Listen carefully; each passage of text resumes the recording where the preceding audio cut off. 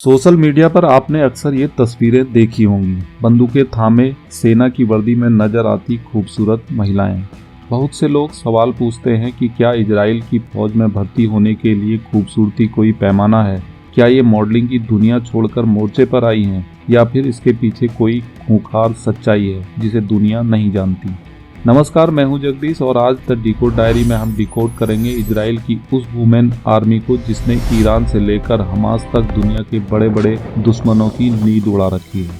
दरअसल इजराइल दुनिया का वो इकलौता देश है जहां सेना में जाना कोई करियर चॉइस नहीं बल्कि हर नागरिक का संवैधानिक कर्तव्य है। चारों तरफ दुश्मनों से घिरे होने के कारण इजराइल के पास एक ही रास्ता बचा, हर घर को छावनी बनाना।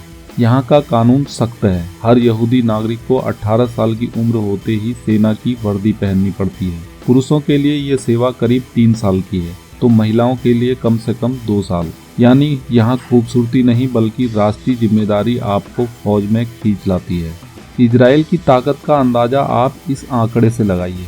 इजराइल डिफेंस फोर्स IDF में पुरुषों और महिलाओं की संख्या लगभग बराबर है। कुछ साल पुराने आंकड़ों के मुताबिक जहां करीब 15.5 लाख पुरुष सैनिक थे, तो वहीं महिला सैनिकों की संख्या भी करीब 15 लाख से ज्यादा थी। आज जब इजराइल 1 साल से युद्ध लड़ रहा है, ये संख्या और भी बढ़ चुकी है।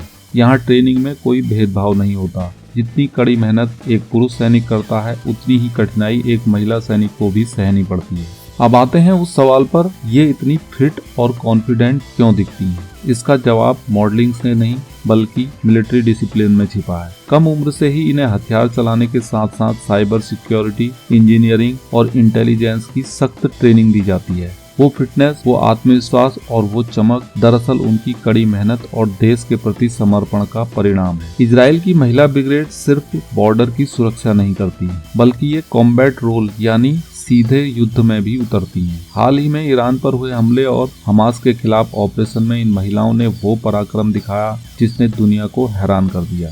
ये सिर्फ चेहरा नहीं, इजराइल की वो ढाल हैं जिनसे टकराना किसी भी देश के लिए भारी पड़ सकता है। तो अगली बार जब आप इन सैनिकों की तस्वीरें देखें तो याद रखिएगा कि इन चेहरों के पीछे वो फौलादी इरादे हैं जो अपने देश की रक्षा के लिए जान देने और लेने दोनों का दम रखते हैं।